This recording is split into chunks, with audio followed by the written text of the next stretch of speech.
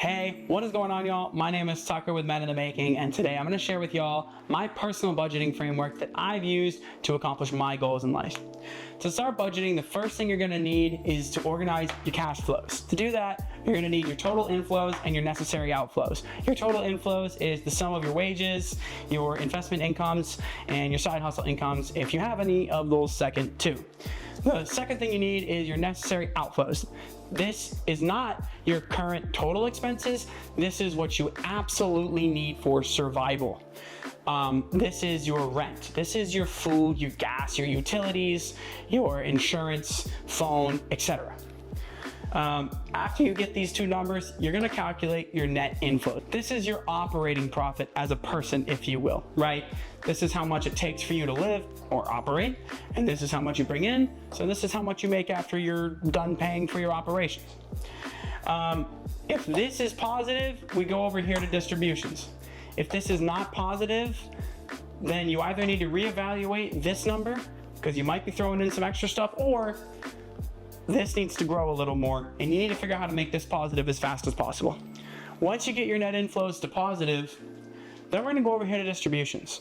Now, for distributions, it's literally where you're going to distribute your profit as a person. I personally created 3 buckets: the investments bucket, the savings bucket, and the discretionary buckets.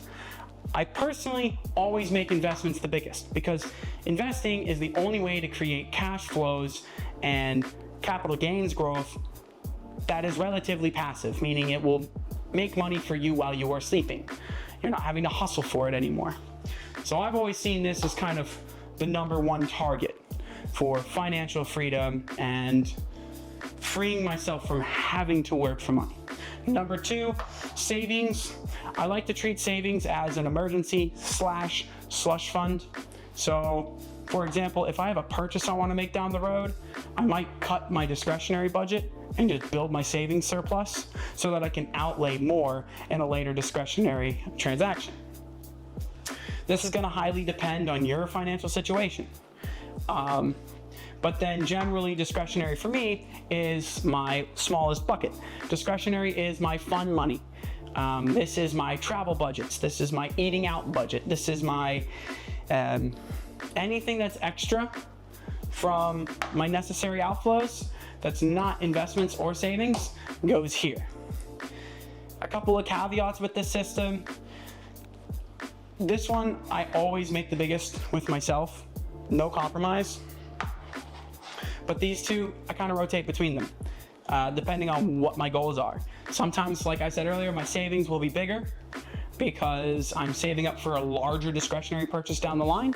And sometimes I'm stuck, my feet are planted, I'm focused on a month-to-month basis, so I just keep my discretionary and my savings fixed at 20 and 30% respectively. Put simply, this framework will help you organize how much money is coming in, how much is going out, and where it's going out, and how much really actually needs to go out. We oftentimes spend a whole lot more than we need to, and we don't even realize it because we haven't just looked at our bank statements. And then it will help you take those profits that you're making and not even realizing it and distribute them into fixed buckets that will help you grow your savings, investments, and achieve your financial goals. So now that I've gone over the general principle of this framework and I've shown y'all what you need to calculate and organize and what these buckets are, now I'm going to get into a detailed example of how this actually plays out. Most of my friends who are full-time make $3K and above at their jobs. Now, $3K is very much on the low end, but to prove that this model works for even the lower end of earners, I'm going to use $3K as our total inflows. Now, before I moved from Austin, my rent in Austin, splitting a rental condo with 2 other roommates, I was able to live for about $900 a month. That was a year and a half ago. I'd say it's probably up to about $1,000 now. So we're going to calculate necessary outflows. That's going to be the sum of your bare necessities, the sum of your rent, groceries, gas, insurance, phone bill, utilities, etc. Now, let's work out some average prices for necessities. So I'd say rents, I'm going to use my previous model. If you don't have a lot of savings and you're not making a ton of money, live with roommates. right? If you can't live at home, live with roommates. Share the burden, share the cost. Don't let your pride get in the way.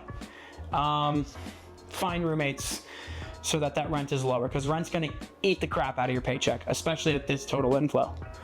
I'm assuming this is after health insurance and tax deductions from your W-2. So for these necessary expenses, we have all the categories laid out. Remember, these are the base categories for your bare minimum of survival.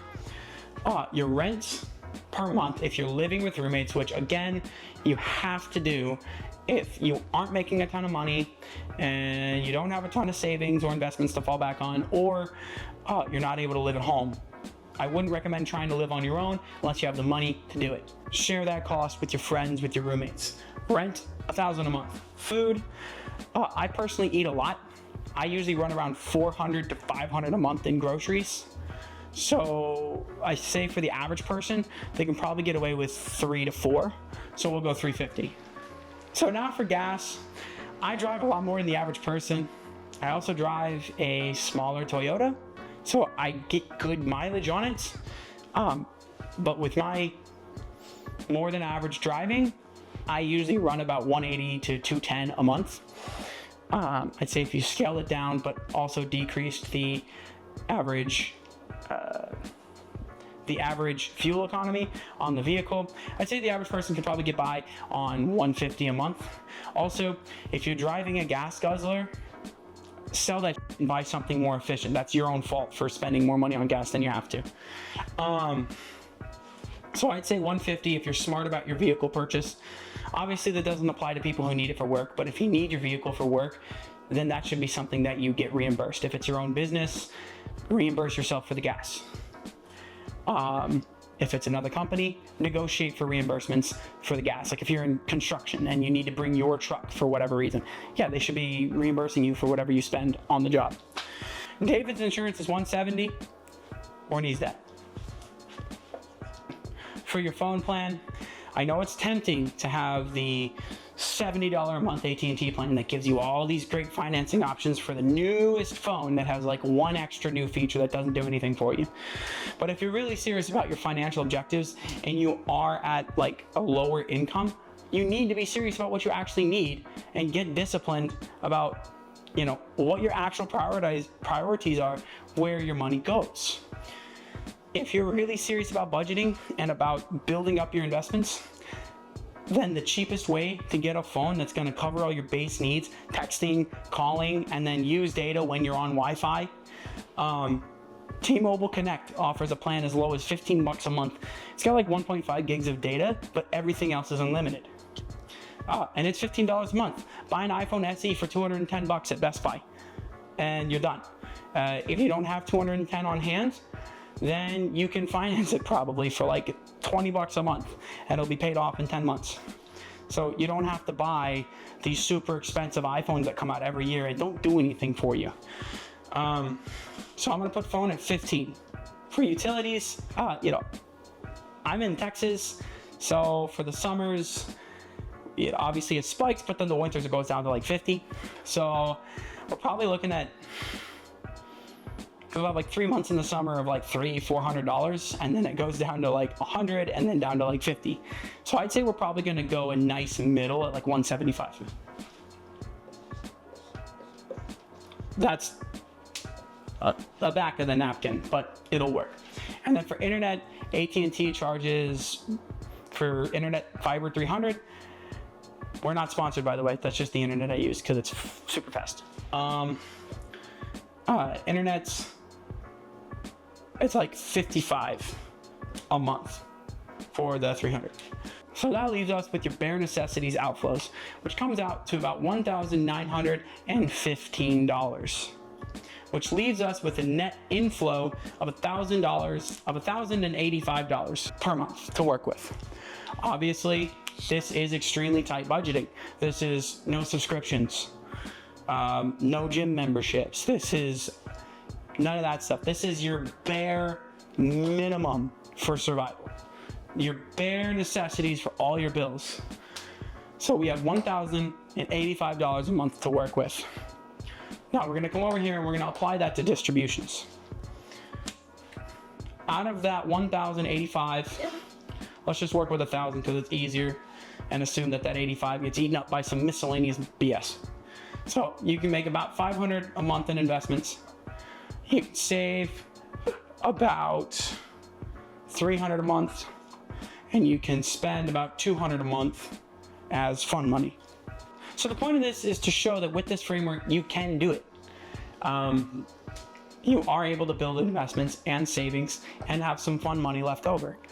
Now, obviously, this kind of budgeting, it does suck. This does not include memberships to gyms, subscriptions to streaming or Spotify or anything. Those comforts are gone. But that's also what it takes in the economy that we inherited. We didn't have a choice of what we got and what we were born into. I'm Gen Z, I'm sure many of you watching are as well. We didn't have a choice, but we can choose what we do about it. We also weren't taught any of this in school. I had to learn this the hard way. I had to learn it by burning a ton of cash at my first business because I had no clue how to write a budget. We were sold out in that way, but this is our opportunity to fix that. And we have to take responsibility for building a better future for ourselves. It's not something that's gonna happen for us. Nobody's gonna save us. So while this sucks, it's short term, it's temporary. This is your bare necessities. So even with a car payment, let's just say it's a $500 a month car payment, which is a lot, and you should try to get something cheaper if you can. But you still have $500 a month to work with. So you'll have $250 going here, and let's just assume for the numbers to be easy, these are equal in this case, $125, $125. So while it sucks in the short term, it's doable, even with the lower income. Now, obviously, your job is to figure out how to make this go up. And I'll tell you, checking on these budgets takes like maybe an hour or two every weekend to make sure you're staying on track. And these numbers may look different for you. And so if they do, you need to figure that out for yourself. But this is the framework I use. It's worked really well for me. It has afforded me the ability to start multiple businesses, quit my job in order to do so, etc. So this is not my personal financial advice to you. This is simply my framework that has helped me. Obviously, depending on your situation, this number may be higher, this number may be higher. You have to go through and do this yourself. Work out what the numbers are for you. Work out what the bucket distributions are for you. But this framework has helped me immensely, and I hope that it helps you as well. Because again, it's not something that we're taught in school. We've been left to swim on our own and figure it out for ourselves. And so as Gen Z and millennials who are left to swim in this ocean of an economy by ourselves, let's help each other out. I hope this video was helpful to you guys. I'd love to hear y'all's thoughts and comments in the comment section below. Please smash that like button and subscribe if you got value out of this, and we'll see you on the next one.